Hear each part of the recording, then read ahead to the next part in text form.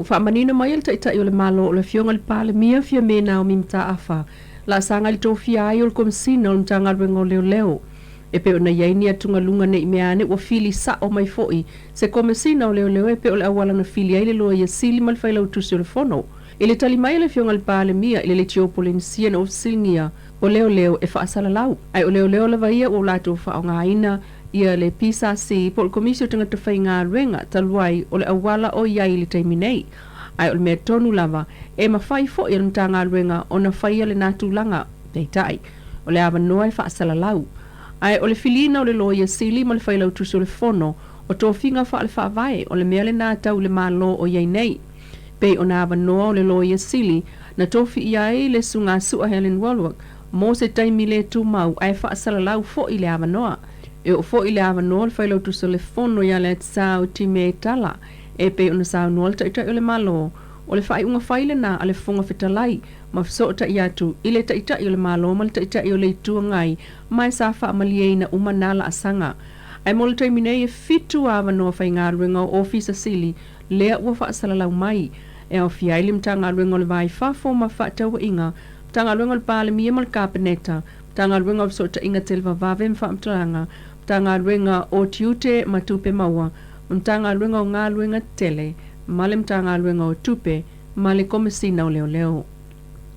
O tu inatu el pūlenga o le New York, po le pūlenga o whalavlave tupu whaafosei. Tālu sanga whaapitoa le kāpeneta mo le tanga iai lea ile toe tōlu pō wa lele na tu e taunu umai New Zealand ma Australia le vai so fau. Sa iai le wa e taunu umai le stofio le vai so fau, peitai, o le talo sanga talo lo fa awa peo na fia tunu o mai na va le siama o le coronavirus. Sa no le fiongal pale miel felo ingam tu stala le vai so nei o fa tu ina le New York e va tu alo ia talo sanga kapeneta mo sana fa ai unga. O le situ langa o tanga ia hei fa aulo le New York o le fa le tonu le ana sola i tua Ioane Bonifacio mai moa moa. Ma ua whaano fo e se atua i le tu so le fitus fulu isi tanga tol tātou tunu nai le si o manga o le ali. Peitai. O le whai unga e whai loa whaalawa i tele le ata o le alii, na fisoso ani tele lea, i le saa ilinga whaapea ngā luenga whai whaatasi. O mol mawina i le masi i mai o le tu malo whale ali li lua, i lana komiti whai tu malo i le aso i le official minister o whaatuanga i tāpenanga o latu a tinae tau whaatuanga. Sauno ai le fionga minister o mtanga luenga o tinam tamaitai, le fionga le ota lamo stile laki, o le ngā ruenga o amata nei e umal saini ngā li mal komiti o le tu malo o na avelea e le stala komiti o le avea ma komiti whal tu la fono e siti ailo na malisianga e mwhai e on lato whaini ngā ruenga i lalo ni ai inga o whaatino ai le porkalame o le tupe amata o vai vai atu i ai le luasela wafe tala i le tu malo o le mafo anga o le na le luasela wafe tala na ilo le tasil miliona tala o na sa tuai on amata i le tala i tupe i le nei tu sanga peitai fa mai moe o atu ia iuni o le luafe lua lua o le tausanga fou wa amata petu inatu i tu malo la la tauta i miliona tala. E awhia i tutono lua sala wafe lea le tongi rau whai ngā ruenga tu mau e whaia ngā ruenga i le ofisa mai piki mai lava i tutono le i tu malo. O le maliwa i o se tamai titi tolu tausanga na ngalo i tutono le tāwale la tau ainga i whale asiu o whaia ne i aisu isu e ngā leo leo. Na whamaunia mai kum sino ntanga luenga leo leo le sunga pali i Mona Lisa Keti ina ofsilingia lau li tiopolensia o le whale tonu lea na li putiatu i le asolua o le tamaititi na ngalo i tutonu le tavale la tu ainga aina whaato a maua i le tolu i tu la mulmuliane ua maliu. Ainisi o tala toe turiloa o le li tala vau ia Ioane Bonifacio o vaitoloa lea na sola ese ma le whale sa whaanofo ese ai mua moa i le vaeso nei. O na nafi na maua i le whaasolonga o no fuanga nao o atu iai le alii ma whailoa mai el whaatun silum tanga lungal suifua maloloina Dr. Naseris Felo Ingam Tustala. Kawe tāwale, sa whewa i tāwale le kiti lea sa whea wea iai. Ia whapea fōsi tasi o le tua oi mai le whalitali mano lea sa whanoko se ai. I o mai o toi whatanonga toi mai i tisi whamutalaka. I mai o inga uma te mi atoa na wese mai ai le whanoko wawa ia. Ainga na le iai na wese mai loa ia sa iene tengi na oi lona ai mai vai tuloa. Sa so tai mai fōi ia company e pai telefonia le ura fōru. Sa mau ia lato me poe atu tono no mai te mire po le balu tai au di po ti mai voi le ali ki ho sei o fa o popo lava le au fa o tangata o avatu i tutonu sai le si o manga na nga ia yo ane le solulu ma maua ne ai le isi fase fulu e ese mai tonu sfulu tangata na o ina lava i le solulu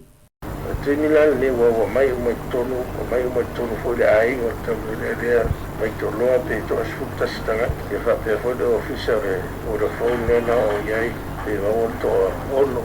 to val compagnie wholesale ari ke to sfulu tanga ne na wa mai ne tonu ya ne la no fo va yo ya ma fa ya la to sia ta to yo mo mai ne ma fa no fo ya mai tanga tele to officer sfulu o le isi lea mafuaaga o le mautinoa ua fai uma tuipuipu o tagata ulufale mai i le atunuu e pei foʻi ona faia e le pasese na sau ai ponifasio o le aso sulfao oktopa ia le tautali mai le tu o lo maua i pea se mafanafana ma le vaai fea lea ona o pasese ia no mai sa faamalasea fai uma tuipuipu ia sa negative foi ala hau tests e o mai nei usilia le 1% o le tātou tunu ua uma o lātou tui ta ilua. Pe on sanoa Dr. Naseri o ina e whaatelengese ai le pipisi le siama pe a whai ua sao mai i Samoa. Ai, o le atali i le ana sola i tua, fua i ana suesu e ngā whaau au o lo whaia e le ai se siama o maua mai ai. Mo le aloa ia ma whaataua le aso tau mawhale u whamanatua i lolangi vai a sola nei le aunga o le tumu o le nu o tulisi le aso. O lo au fiai ma le fionga le pala mia fia me na o mimta a whailan saunanga whapitoa. Ai o whaala poptonga tuma o tima pa anga i tū tau whaatoanga ma tau mawhai una i ala soifua malolo i no tātou tangata. E ai fo ile tu ai ngā talo fau le u whaala ulo ai mol whaatau atu i whafo ma isi tau mawha ese ma so o tuai lava i le maketi ale asosi o whai whale tali malo i le fiafi. Ai le whaasolo mai o le nei asa whapitoa e o mai e il minei. Wa vea ai, ma awala e whaalau loa ilu whaititi o le fia ai, o le tino vale, whaatuma wina o tau mawha, ai o le maua pea o mea ai laulangi. Wa mata ina, le whaavae mainga o le FAO, po le whaala po tonga o tau mawha malo o whatasi, ili tau sanga le nei, o sanga mata itui na ili whaititia ma ave sea o le fia ai itunu o le laulangi. O le aunga o le so, tau mawha lua o lua tasi, safe food now for a healthy tomorrow.